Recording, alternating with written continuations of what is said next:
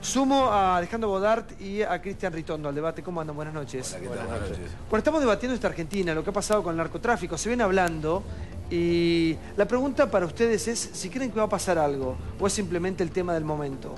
Creo que hay que tener una política muy dura. Me parece que no hay que criticar si fue poco, si fue mucho. Creo que, lógicamente, si hablamos de 3,5 kilos de cocaína en Rosario y denominada como la capital del narcotráfico, decimos poco. Pero me parece bien que haya presencia federal, que se empiece a hacer un trabajo. Nunca es tarde si empezamos a trabajar muy fuerte, pero hay que trabajar primero con prevención, hay que trabajar con mayor presencia, hay que trabajar con un centro de adictos.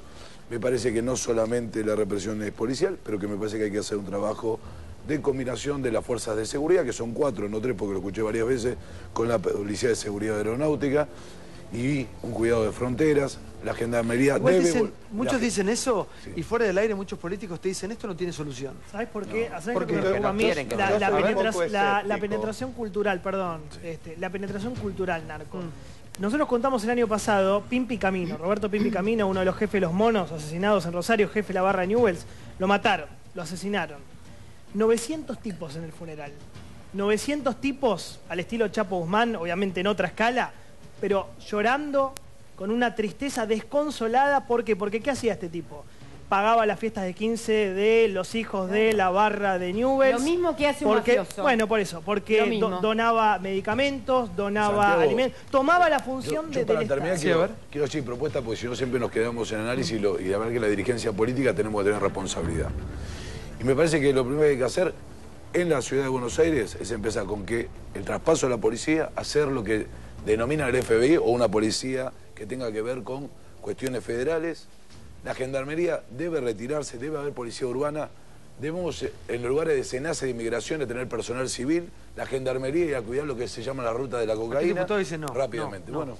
No, yo sinceramente creo que en general la clase política tradicional ve los efectos, ¿no es cierto? Y trata de actuar sobre, por ejemplo, el chico que va y comete un delito, muchas veces víctima de la droga, pero no ve de dónde sale todo eso. Mientras haya 1 millón de chicos, como actualmente hay, que ni trabajan ni estudian, y que está planteado de que aumenten, el que dice que con mano dura soluciona el problema le miente a la gente.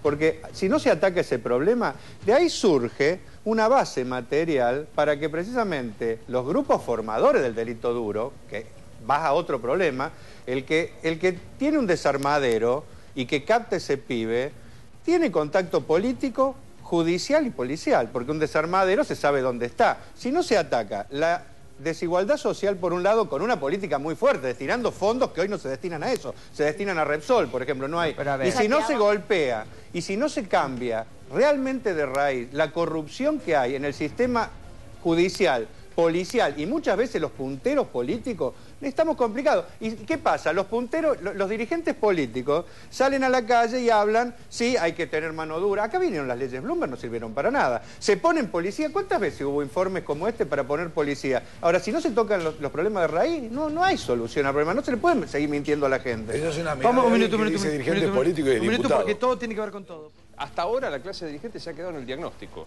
Y cuando se hace algo, la crítica se hizo tarde, se hizo poco, fueron pocos las cantidades de dosis. ¿Pero para cuándo esto? Para todo en general. Digo, acá hay un problema serio de inseguridad en el que se inscribe el narcotráfico. Y no hay que tenerle miedo a dos cuestiones. Yo coincido con Bodart que primero está la cuestión de la prevención. Pero transgredida la norma penal, no está mal hablar de la represión dentro de la ley. Porque acá se ha instalado que la palabra represión forma parte de una cosa fascista, autoritaria, y no es correcto. El Código Penal dice en el artículo 89, el que matare a otro será reprimido con una pena de 8 a 25. Y a nadie se le ocurre que la represión es ilegal. Qué peligroso el mensaje que te daba Felipe a vos, Felipe Solá, con Pamela en Desayuno, porque estás jugando ahí al límite todo el tiempo. Vos le preguntaste, vos te sorprendiste, ¿no? ¿En serio? Vengo de sorpresa en sorpresa. ¿Tenés una escopeta? El tipo te dice... Hoy tengo que venir sos vos el que genera todo el tiempo. Y tratar ese es un camino de ida, sí. Perdón, Felipe, vos le preguntás y Felipe dice, sí, tengo una doble caño. Así nomás lo tira, ¿no? Y dice, bueno, hay que saber usarla dentro de casa. Un horror. Me parece muy delicado ese tema. Digo, venimos de que Insaurral te dice Puerto Madero la solución. Macri que te dice, yo la mandé a mi hija afuera a Estados Unidos, me quedé tranquilo. Esto de la privatización de la seguridad, ¿no? Como diciendo, el Estado no te puede dar una solución, pero comprate un arma, andate a Puerto Madero. Ahora, ¿qué pasa con las armas en España? España, por ejemplo? No, es que puedo darte un apunte porque justamente estábamos hablando antes de la reforma, el anteproyecto que hay, y justamente la ONU está estos días en Viena y ha dado un giro en la lucha contra el narcotráfico porque está hablando de la despenalización del consumo. Y va en contra de lo estipulado, por ejemplo, en Estados Unidos. Y hablaba, por ejemplo, que hay que se gana al año 230 millones de euros al año, 200.000 personas mueren en todo el mundo. ¿Y por qué la ONU está hablando de la despenalización? Y me parecía interesante, lo estaba leyendo, porque aumentaría, en primer lugar, su accesibilidad y, por lo tanto, la fiscalización, es decir, la prohibición reduce la disponibilidad. Y luego también habla que por cada dólar invertido en prevención se ahorrarían $10 a futuros en recursos. Pero esto es una pregunta con respecto a lo que es la utilización de las armas. Sí, no, pero es que yo tenía eso que antes no hemos podido hablar. ¿Qué pasa con las armas en España y qué pasa con las armas en México? Porque en México cae la gente no, como... en México están penalizadas las moscas, armas, pero ¿no? tenemos un problema que los Estados Unidos en donde no están penalizadas. Claro. Y Texas es digamos, es la fábrica o el mercado donde los narcotraficantes cruzan. Hasta hace poco te podías comprar un arma por internet en una famosa hasta hoy en cadena. día vas a Walmart y te compras un revólver. Y el negocio de las armas, después del de la droga, es el más rentable del mundo. O sea que una cosa está pegada con la otra. Totalmente directamente, sí. No, yo vuelvo a insistir, yo creo desde ya que tiene que existir represión a un asesinato y al delito. Lo que yo no creo que sea por la vía de aumentar indefinidamente los policías que vamos a terminar con el problema. Es que yo no creo que nadie haya dicho que esa es la única forma. Todos están hablando de que es un abanico de cosas que hay que hacer. El problema es que la clase política de los partidos tradicionales, yo me refiero, o sea, lo que no puedo explicar por qué cuando han sido gobiernos, cada vez han dejado por fuera cada vez más sectores. Yo creo que en la medida que no se solucione ese problema, tenemos un problema de fondo, que es que se recría... O sea, usted habla de la inclusión de 1 millón de chicos y acá hablamos todos los días que hay mucha inclusión. Entonces usted se contradice con el discurso del gobierno. Es que yo creo que el gobierno nacional tiene un discurso, pero no tiene políticas proactivas, porque no puede explicar por qué al 7º año de gobierno todavía tenemos este problema de la presidenta. Si le sumamos, ¿no es cierto?, lo de Kirchner, da 11. ¿Cómo? En 11 años hay 1 millón de chicos. Yo creo que ahí chocamos contra la realidad. Yo creo que hubo un error en esa política de inclusión, que faltó la pata que necesitaban, que era decir... A ver, nosotros damos los planes de jefas y jefas, damos la asignación universal por hijo, y a eso tiene que haber una contraparte que tiene que ver con la obligatoriedad de ir a la escuela, terminar el secundario. Pero trabajo, porque yo creo que no hay posibilidad de incluir si no hay trabajo genuino. Si no hay trabajo genuino, si no se reabren fábricas, industrias, etcétera, no hay forma de incluir, porque yo creo que puede ser para una emergencia el plan social, pero no puede ser esa la política estratégica, porque si no, no se incluye. Incluir es la posibilidad de que tenga un trabajo, que progrese, que tenga una casa, que pueda estudiar. Eso no se ha hecho. Que termine la escuela. Santiago, lo que no puede haber es un doble discurso. No es porque hay pobres, hay más ladrones, porque hay más ladrones, hay más narcotráfico. Digo, me parece que hubo políticas acertadas y políticas cerradas en los últimos años, no solamente del gobierno nacional, sino de los gobiernos distritales. Todos tienen... Pero digo, lo que hoy hay que hacer es una política integral que tiene que ver desde la contención social, pero que también tiene que ver con gente que recupere. Y Macri... A ver, un minuto. Yo quería preguntar a Cristian, peronista de ley, tiró una piedra muy importante de Elías hace un rato sobre el problema actual que viene de hace muchísimos años, sobre todo la década del 90, ¿no? Del menemismo, imagino, y de Dualde, o lo de esa beca de Banfield, sabemos todos bien quién es. Yo fui viceministro, Eduardo. Exactamente. Lo sabe todo el mundo y lo bueno, digo, ¿qué opinás al respecto? ¿Conocés mucho el tema? Por eso, no está de Liga, si no le tendría No, bueno, pero del tema, no de Liga, del tema de Dualde. Hoy pregonó el amor después que pregonó el odio con los blancos, con los judíos, con los gays. Está bien, yo dije, las declaraciones acertadas, hay un tema no quiero decir, de la seguridad. Y seguramente es descargar. Después de 11 años de gobierno, no se puede hablar de alguien que fue gobierno 1 año y 8 meses. Y cuando habla del conurbano son los mismos que acompañan a la presidenta Cristina de Kirchner cada vez que hace una conferencia de prensa. Entonces se tiene que poner claro dónde está. Entonces, los mismos que son del conurbano, donde él vive, son los mismos que están al lado de la presidenta y hace 30 años que dice que gobierna. Y está más allá de Eduardo. Pero fuiste asesor, yo aclaro. En seguridad. Quiero aclarar, tenés experiencia en seguridad. Como tengo experiencia en seguridad, digo, primero, el tema de Dualde, para que quede claro, ya fue un juicio, se tuvieron que retractar hasta la propia Elisa Carrió. Así que, digo, me parece que queda fuera de discusión. Me parece que pegarle a la pelota para el otro lado, que fue lo que hizo Delía, me parece no hacerse cargo, o por lo menos hacerse cargo de lo que pasó. Acá estamos discutiendo de 12 años. Esta fue la década del narcotráfico. ¿Vos creés que esto es nuevo, que no viene de esa época? Que es la década del narcotráfico, no me cabe ninguna duda. Esta es la década del narcotráfico. Esta es la década del narcotráfico en Argentina. Sin duda. Sin ningún lugar a duda. ¿Por qué? ¿Por qué? Porque es donde primero... ¿Te quedan dudas? ¿Te quedan dudas? ¿Qué dudas te quedan? No, pero ¿por qué se produjo? ¿Por qué se produce? Tiene que ver por varias cosas. Una tiene que ver por los ingresos capitales, por el movimiento, por la represión que hubo en Colombia, la política que tuvo en Colombia y la que tuvo Bolivia, y la que tuvo algunos sectores donde estaban mucho más liberados, tuvo que ver con la política que vinieron acá. Digamos, no es raro ¿es la década esta, en Colombia. Mariana? Yo creo que es todo decir que a una enfermedad se llega de un minuto para otro. Las enfermedades agudas sí, las crónicas no. Esto me parece que es una enfermedad crónica que viene desde hace bastante tiempo y que muchos se hicieron los distraídos. Y a mí lo que me preocupa fundamentalmente como médica es en materia de prevención, que se siguen haciendo los distraídos. Y recién lo escuchaba el diputado hablar del tema de exclusión, y se sigue, vuelvo al tema del estigma de la adicción como enfermedad. Seguimos pensando que consume la droga el marginal o en exceso, como la narcofarándula, o en defecto. Y en la clase media todos conocemos a alguien que consume drogas y padres desesperados, que son buenos padres, que tienen un hijo adicto, así como podrían tener un hijo con apendicitis. ¿Y qué va a pasar con las próximas generaciones, digamos? Gente que está totalmente... Y que tenemos que empezar a cambiar el mensaje. Sobrepasada por este flagelo. Tenemos que empezar a cambiar el mensaje, a ser menos tolerantes sociales en relación a esto. Yo comentaba hace un ratito el artículo de Clarín, que ya por supuesto alguno en Twitter dice, uy, dijo que la marihuana se consume más que el tabaco. No, nombré el artículo de Clarín en que dice que se redujo más el consumo de tabaco y aumentó el consumo de marihuana. Y eso tiene que ver con la tolerancia social. Vos hoy entrás en un restaurante y no sentís olor a cigarrillo. Y vas a un parque a correr, y yo a mi hija de 13 años le tengo que explicar lo que es el olor a marihuana. Porque está despenalizada de hecho.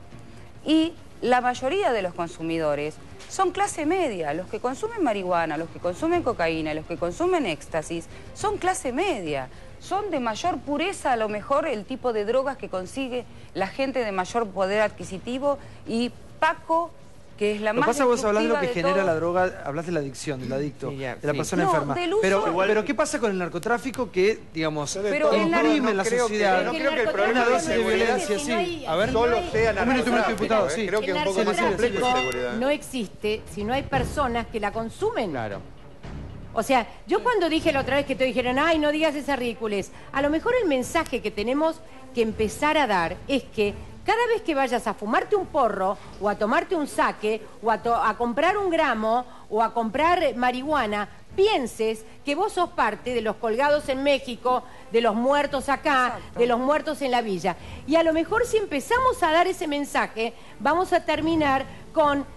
Qué canchero, toma, te paso la bandejita. Qué canchero. Y aviso, perdóname, déjame terminar porque esto es muy serio. Sí, bueno, eso nunca puedo terminar igual. Disculpame una cosa. Y aviso que yo vengo de la generación de la heroína, de la cocaína. Y esto que digo, lo digo a los 62 años. Cuando fui joven, lo hice, pero hoy no. Hoy soy una convencida de que todo esto... ¿Qué hiciste? ¿Qué hice? Fumar un porro, tomar un saque, lo hice. Vengo de la generación que lo hicieron. Pero te dejo bien en claro que esto es lo que creo hoy, después de 62 años, después de haber vivido en Europa, de haber hecho 500 notas, de haber hecho Escobar Gaviria, de ir a Colombia, de mirar cómo se moría la gente con la heroína, los llamados yanquis en toda Europa mientras yo vivía ahí. Después de ver todo eso, me doy cuenta que la canchereada no es una canchereada, que el adicto no empieza siendo un adicto malo, sino que empieza, yo la pruebo y no me hace nada. Y a las 15 veces que lo hace, termina adicto, termina enfermo, termina destruyendo una familia, termina haciendo mal para donde lo mires. Entonces, si empezamos a dar un mensaje de que, mira, la verdad que tu canchereada es la muerte de otro en alguna parte y puede ser tu muerte mañana y puede ser la destrucción de tu familia, hoy empezá a pensarlo. Un minuto. Me parece maravilloso lo que acabo de escuchar. La última vez me dijeron de todo. No, me parece genial porque lo contás desde vos y de alguna manera haces tomar conciencia de la cantidad de dolor y de muerte que genera toda esa cancherea, como vos la llamás. Sí, quiero que termine Franco, a ver si... Lo mismo que acaba de decir Silvia vale para la prostitución. Disculpen, que me abro de tema un segundo. Es distinto. No. Hay explotación sexual y hay prostitución porque hay consumo también. Digo, vale la pena hacer ese parangón. Pero número uno. Y número dos, estoy un poco cansado de que en las discusiones sobre el consumo, en general, no se hable de que la cocaína es la droga del poder y lo sigue siendo. El padre de la señora aquí presente en su momento fue el autor intelectual de la frase "los nariguetazos en el Congreso de la Nación". La cocaína sigue siendo la droga del poder. Y el ejemplo empieza por casa, por lo menos a mi juicio. Franco, por lo cual... te quiero apoyar con esto. Ahí en el medio de lo que le pasó a Delía, estaba diciendo que nadie habla de la droga en los countries, pero no de la marihuana. Nadie habla de las pastillitas que se venden en los countries y de la complicidad de algunos jefes territoriales que miran para otro lado. No, hubo una fiesta acá en Costanera que bueno, por eso, las dos cosas. Las dos cosas. No se sabe quién se la vendió, se murió, nadie habló de nada. En los boliches de acá nomás de Costanera y también en los countries de zona norte del conurbano bonaerense. A ver, vamos a precisar un poco. Existió la ley seca en Estados Unidos y no fue lo que dio resultado. Hoy el alcohol no es el principal problema y no es porque esté prohibido, digamos. Prohibir a veces algunas cosas... Pero está otra cosa. Pero a lo que voy es, el aumento de la droga, que dicen la década de la droga, no creo que sea particularmente porque es la Argentina. Lo que está pasando en México hoy, lo que está pasando en Brasil, hace 20 o 30 años no pasaba porque no había una difusión mundial del tema de la droga. Era distinto. Pero lo que, en este nivel de muerte y de desastre, no. En México la droga siempre pasó. Perdón, déjame terminar esto, por favor. Siempre. A ver, déjeme porque no... Ahora casi se enojan más los invitados. No, son todos para chicos. Se enojan todos, no. Bueno, todo el mundo está sensible y cree que puede terminar. Nunca nadie puede terminar mucho en este programa, que somos muchos y tratamos temas, digamos, que despiertan. Yo quiero ir a lo de la moto. Y quiero ir a lo de la moto. Que es algo en una editorial. A ver, ¿cómo? No, que en cualquier momento hago la de Delía. Me paro ahí y empiezo para meter un bocadillo. No, yo creo que... Espera, que tiene que terminar esto solo, dígamelo. A mí me parece que se ha comprobado con el tema del alcohol, que a todos nos han parado alguna vez, nos hicieron soplar una pipeta, y te sacan el auto y te paran a un costado. Lo que yo digo es que es más fácil que te paren por ir borracho que por llevar un fierro. Porque nadie te revisa el auto. Sí te paran para ver si estás alcoholizado. Y es más peligroso que vayas con un arma. Mañana creo que se pone en práctica, vamos a ver con qué nivel, que la segunda persona que vaya en el conurbano o en la provincia de Buenos Aires, en la moto atrás tiene que llevar un chaleco con el número de la moto, que me parece una cosa, en el 2009 escribimos esto nosotros. Lamentablemente vamos atrás, pero por lo menos ahora se pone en práctica. Es la cuarta vez que presento el proyecto de la legislatura porteña. Es la cuarta vez que presento el proyecto de la legislatura porteña. Bueno, la provincia sale mañana. Sí, salió después mañana. Son los mismos diputados, los mismos partidos que no me lo votaron en la ciudad. Bueno, por ahí cambian ahora. Hay que preguntarle frente para la victoria. En el caso drogas, yo creo que, por ejemplo, sin entrar en el tema de despenalización, tampoco se va a discutir nunca droga a fondo. Porque opino que, sinceramente, la prohibición, al único que beneficia son los carteles para que entren. Hasta que no discutamos a fondo. En Uruguay hay una ley. ¿Por qué no discutimos eso? Porque ahí es el Estado el que está agarrando el monopolio y por esa vía controla. Pero bueno, ese es un debate. Ahora, yo tampoco creo que... Porque, ¿cómo veo yo un poquito algunos políticos que ubican el tema? El tema es la droga y viene de Colombia. Ergo, no es un problema nuestro. Se está entrando desde afuera. Bueno, los narcotraficantes yo creo que el problema del delito es más global, porque nosotros tenemos narcotraficantes nativos, tenemos también tratantes nativos, tenemos vendedores y desarmaderos de autos nativos, y creo que todo eso hacia el delito duro, porque desde ahí, de esos grupos, que son grupos organizados, que siempre hay un policía, hay un juez, etcétera, sale la política que después termina captando a los pibes. Y los pibes no son solo nacionales. Yo te hice todo. Yo creo que hay que hacer un plan de inclusión furibundo, que hay que destinar dinero para eso, porque es un desastre que tengamos en la ciudad más rica del país, que es Buenos Aires, 50.000 pibes en esa situación y 1 millón en todo el país. Hay que destinar fondos, tiene que ser una prioridad nacional. Así como discutimos 10.000 para Repsol, ustedes discuten préstamos préstamos para no se sabe qué, ¿Cómo que etcétera. no? ¿Para qué se van a discutir? Te van a la legislatura. Discutamos un plan de shock para volcar e incorporar esos pibes que mientras todos discutimos no tienen nada ni ningún futuro. Y después, segundo tema, democraticemos la policía, que se elija el comisario, para que de una vez por todas el comisario que tiene la tonga con el desarmadero tenga que ir a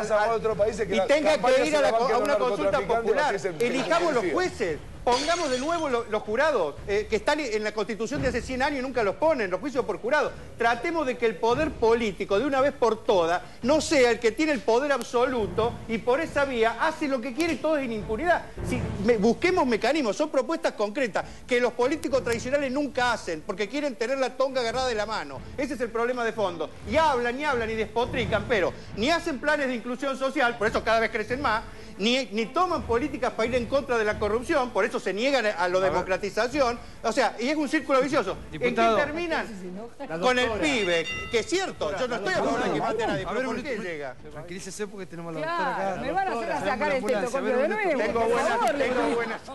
Un par de cosas. A mí me parece que respecto del tema del consumo nosotros tenemos una discusión dinamarquesa en una realidad absolutamente distinta. Nosotros jugamos a despenalizar el consumo de droga para uso personal como si fuéramos holandeses y me parece que el nivel de exclusión que tenemos es tan grande que por lo menos somos frívolos. Y respecto al narcotráfico, tema del que no sé y no me atrevo a decir, sí creo que mientras no haya una posición efectivamente de inclusión, pero a la par de represión del delito fenomenal, y te lo dice alguien que vive en una ciudad complicada como Rosario, en donde hoy era tierra de nadie, en donde vivir a 20 cuadras de la bolsa de comercio, digo, por dar un ejemplo geográfico, implicaba estar en medio de territorios propios de los narcos. Yo no sé si ustedes escucharon a Sergio Verne, dijo, hemos recuperado algunos territorios. Sí. Es patético, es patético. Entonces digo, creo que la inclusión es el mejor antídoto a largo plazo para que no haya este tipo de delitos. Sí creo que en el mientras tanto algo hay que hacer y por lo menos alguien movió una pieza.